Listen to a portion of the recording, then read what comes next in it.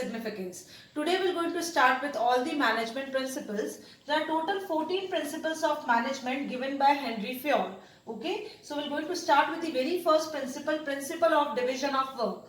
Now, according to principle of division of work, the whole bigger work of the organization must be divided into smaller portions known as jobs, and each job must be performed by a specialized person. This is how specialization can be achieved in our organization.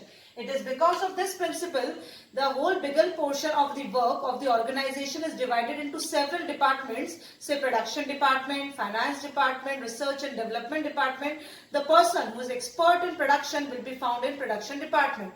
The person who is expert in financing and accounting will be there in financing department. This is how principle of division of work works, that is बड़े काम को छोटे छोटे टुकड़ों में divide करना और उन्हें स्पेशलाइज्ड पर्सन को करने को दे देना ताकि स्पेशलाइजेशन ऑर्गेनाइजेशन में अचीव हो जाए.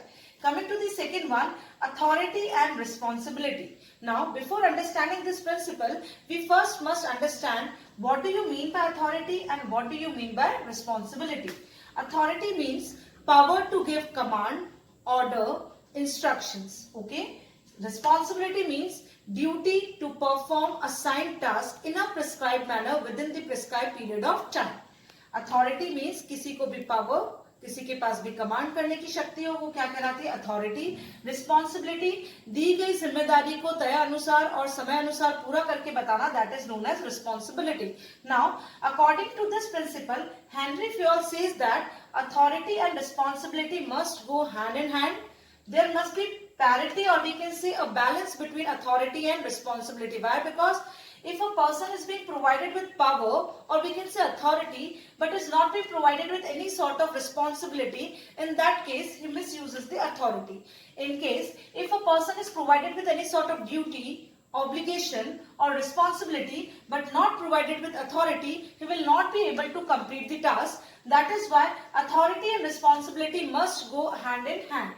Coming to the fourth one, principle of discipline. Now, what do you mean by discipline? Strictly observing the rules and regulations of the organization and at the same time abiding by the terms and conditions of the employment agreement is known as discipline. Again, I am repeating, following the rules and regulations of the organization and following the terms and conditions of the employment agreement is known as discipline. Now, why discipline is essential in the organization? For the systematic working of the organization. Now, Fayol says that for ensuring discipline in the organization, three things are required. First one is good superior at all the levels. Second, clear and fair agreements.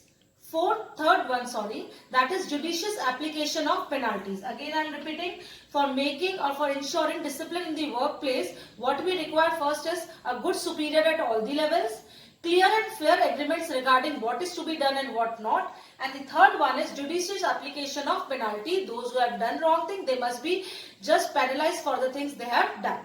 This is how discipline can be ensured in the organization.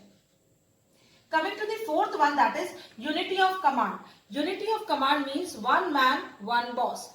According to this principle, a person must receive orders and instructions from only one and one boss. Had it been if that person is receiving orders simultaneously from two bosses, at that time confusion is there in the mind of person whom order he must follow the first. Okay, so according to this principle, a person must receive orders and instructions from only one boss. Dual subordination must be avoided. What do you mean by dual subordination? Getting orders simultaneously from two bosses must be avoided in order to just avoid confusions in the mind of subordinates whom order he must follow the first. So here we have completed with the 4 principles, and again in the next video we are going to find out the next 4 principles given by Henry Fayol. Thank you.